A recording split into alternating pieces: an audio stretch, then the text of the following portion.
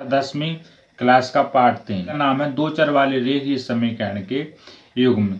यहाँ पर अपन दो चर वाले रेखीय समीकरण के युग्म का प्रश्नावली 3.1 और प्रश्नावली 3.2 को पूरी तरीके से सॉल्व कर चुके हैं। अब बात करेंगे प्रश्नावली 3.2 की। तो 3.2 का पहले के 6 सवाल हैं, 6 सवालों को अपन सॉल्व कर चुके हैं प्रतिस्थापन विधि से। फिर देखते हैं अपन दूसरा वाला, तो दूसरा वाला सवाल भी सॉल्व कर चुके हैं। फिर आते हैं नंबर तीसरे पे, तो तीसरे के अपन पहला सवाल सॉल्व कर चुके हैं, दूसरा सवाल सॉल्व कर चुके हैं और तीसरा सवाल आज अपन सॉल्व करेंगे। तो पहले सवाल को दूसरे सवाल को देखने के लिए डिस्क्रिप्शन बॉक्स में जाओ, पीछे की सभी क्लास हैं देख लें की तरफ। तो प्रश्न क्रमांक जो तीसरा है वो बोल रहा है, एक क्रिकेट टीम के कोच ने, क्रिकेट टीम का एक कोच होता है, एक क्रिकेट टीम के कोच ने 7 बल्ले तथा 6 गेंदों, 7 बल्ले और 6 गेंदें 3,800 रुपये में खरीदी। बाद में 3 बल्ले खरीदे और 5 गेंदें, 3 बल्ले तथा 5 गेंदें 1,750 रुपये में खरीदी।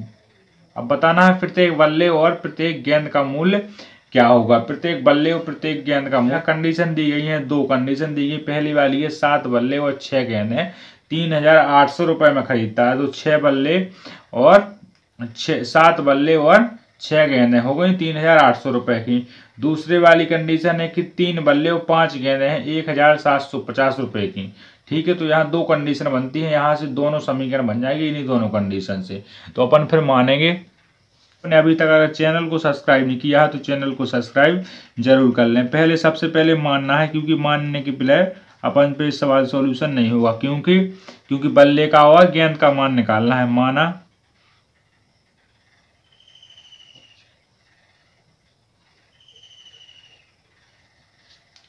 एक बल्ले का मूल्य कितना है, x रुपए है, जी अपन ने मान लिया। फिर जब x रुपए बल्ले का मान लिया तो गेंद का भी तो मानेंगे। तो एक गेंद का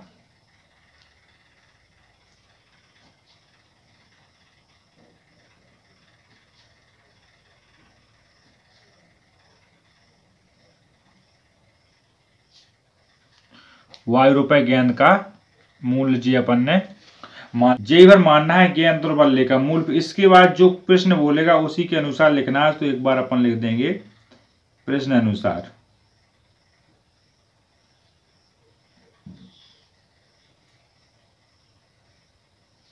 प्रश्न अनुसार, प्रश्न पहले क्या बोल रहा है, प्रश्न को दोबारा पढ़ना है। क्रिकेट टीम के कोच 7 बल्ले तथा 6 गेंदें 3,800 रुपये में खरीदी। तो अपन लिख देंगे 7 बल्ले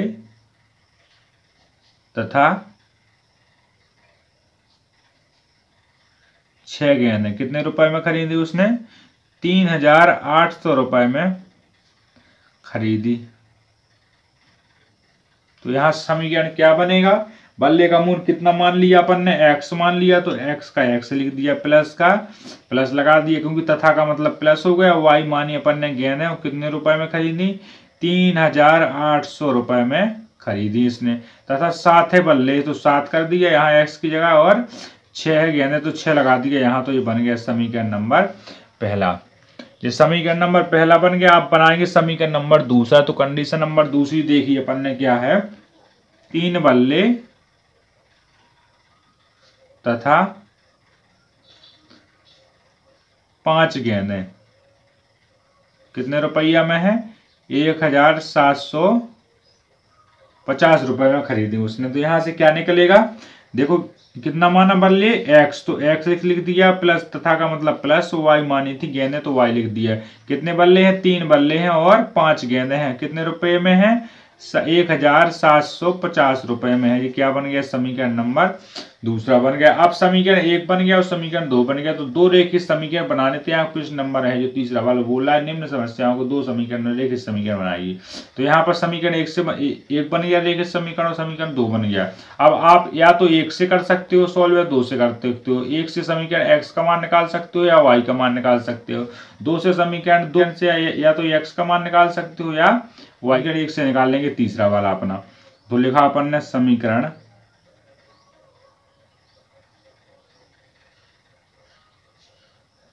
1 से समीकरण 1 क्या है अपना 7x प्लस 6y बराबर 3800।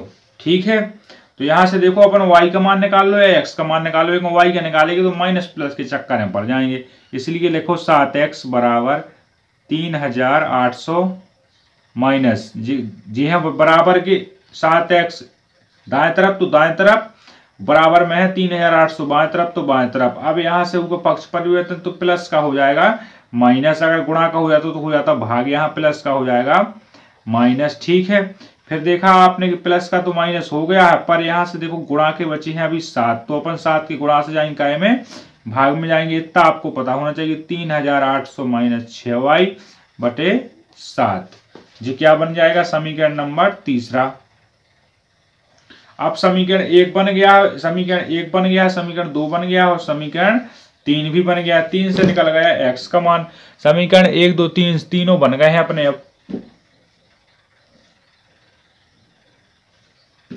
अब जब तीनों बन गए हैं तो x का मान किस में रखेंगे, समीकरण 1 तो ले लिया, अब समीकरण 2 की बारी आएगी तो अपन ने रखा x का मान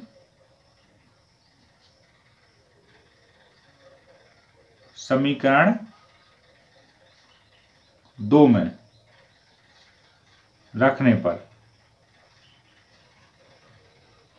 तो समीकरण 2 आपने देखा क्या है 3x प्लस 5y बराबर 1750, 3x प्लस 5y बराबर 1750, ये क्या है समीकरण 2 दिया गया। तो x का मान रखो इसमें तो 3 का 3 हो जाएगा, x का मान 3800 माइनस 6y बटे 7, कोष्टक बंद कर दिया और प्लस का 5y बराबर 1750। तो यहां से करेंगे अपन कैलकुलेशन, कैलकुलेशन में अपन गलती नहीं करना है।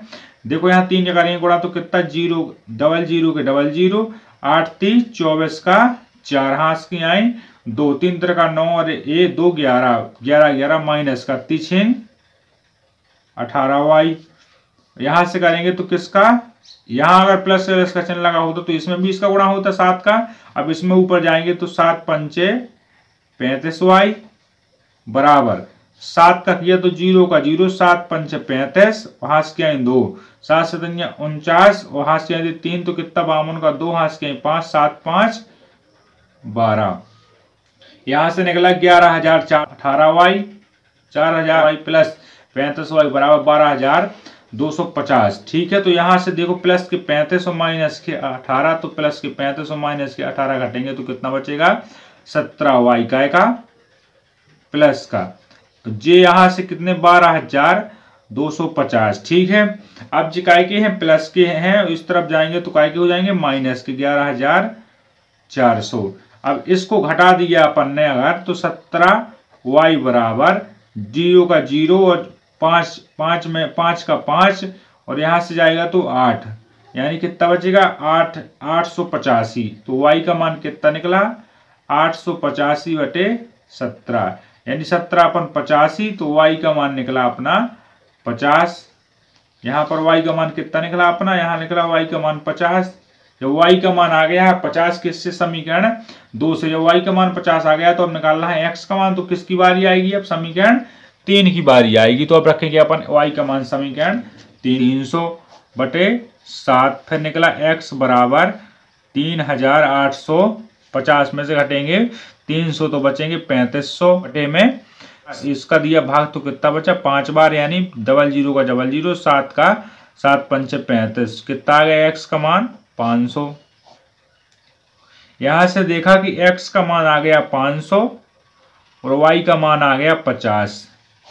ठीक है, तो x और y के मान निकल आए। अब अपन ने जो माना था, जो कंडीशन अपन ने मानी थी यहां पर, वो अपन को बल्ले, अतः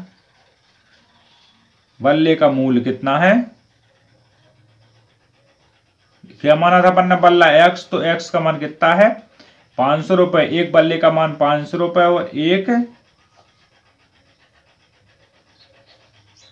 गेंद का मूल्य कितना है। यहाँ पर गेंद को माना था y, तो गेंद है 50 रुपए की, बल्ला है 500 रुपये का तो जी क्या है इसका आंसर है। तो वीडियो को लाइक कर दें, शेयर कर दें। अगर आपने अभी तक चैनल को सब्सक्राइब नहीं किया है तो चैनल को सब्सक्राइब जरूर कर लें। जिससे क्या होगा कि आने वाले नोटिफिकेशन जो भी क्लास डालेंगे हम पर डे के हिसाब से, तो आपको पर डे के हिसाब से सभी पेपर का सॉल्यूशन क्लास 9वीं 10वीं की सब